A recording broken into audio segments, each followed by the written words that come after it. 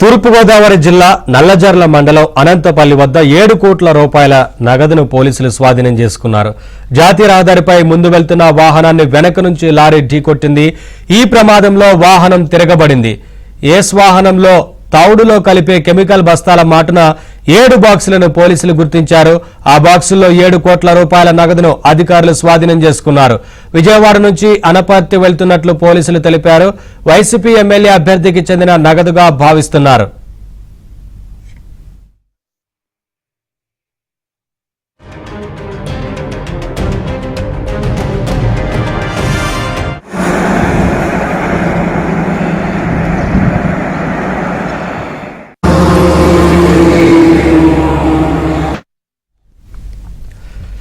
తూర్పుగోదావరి జిల్లా నల్లజర్ల మండలం అనంతపల్లి వద్ద 7 కోట్ల రూపాయల నగదును పోలీసులు స్వాధీనం చేసుకున్నారు.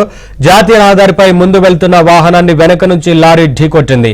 ఈ ప్రమాదంలో వాహనం తిరగబడింది. ఏస్ వాహనంలో తౌడులో కలిపే కెమికల్ బస్తాల మాటున 7 బాక్సులను పోలీసులు గుర్తించారు. ఆ బాక్సుల్లో 7 కోట్ల రూపాయల నగదును అధికారులు స్వాధీనం చేసుకున్నారు. విజయవాడ నుంచి అనపర్తి వెళ్తున్నట్లు పోలీసులు తెలిపారు. వైసీపీ ఎమ్మెల్యే అభ్యర్థికి చెందిన నగదుగా భావిస్తున్నారు. అప్డేట్స్ మా కరెస్పాండెంట్ రాంబాబు రెడ్డి తెలుసుకుందాం.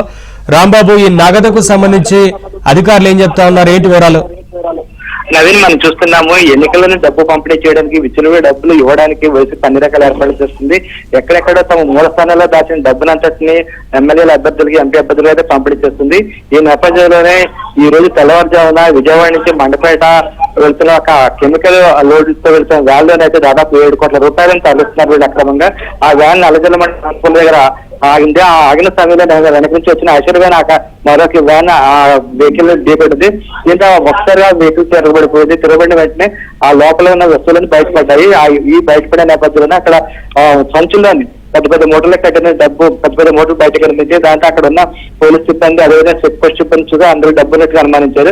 ఆ విషయాన్ని వెంటనే పోలీసులు అదేవిధంగా ఎన్నికల అధికారులకు సమాచారం ఇచ్చారు. ఎన్నికల అధికారులు అక్కడ చేరుకొని ఆ మూటలు స్వాధీనం చేసుకుని చెక్ చేశారు. చెక్ చేసిన తర్వాత అందులో డబ్బు ఉన్నట్లు గుర్తించారు. ఆ డబ్బు మొత్తం లెక్కేస్తే సుమారు 7 కోట్ల రూపాయలు ఇచ్చినట్లే తెలియదు. దాంతో అక్కడ ఉన్న వాళ్ళు తప్పనిసరి ఆశ్చర్యపోయారు. ఎందుకంటే 7 కోట్ల రూపాయలు, అది కూడా పోలింగ్ 2 రోజులు జరిగిన నేపథ్యంలోని ఇంత డబ్బు ఎక్కడి నుంచి వస్తుందని చెప్పి ఆరోపిస్తారు. ఆరోపించిన క్రమంలోనే ఈ డబ్బు అనపర్తి వైసీపీ అభ్యర్థి సంబంధించి గుర్తించారు. దీంతో వైసీపీ అభ్యర్థులకు ఆ పార్టీ కేంద్ర స్థాయి ఎంత డబ్బు పంపిణీ చేస్తే మనకు అర్థమవుతుంది. మొత్తం మీద అయితే 7 కోట్ల రూపాయలు నగదు పట్టుబడడం మాత్రం ఇక్కడ సంచలనం సృష్టించింది. Naveen, thank you Rambabu.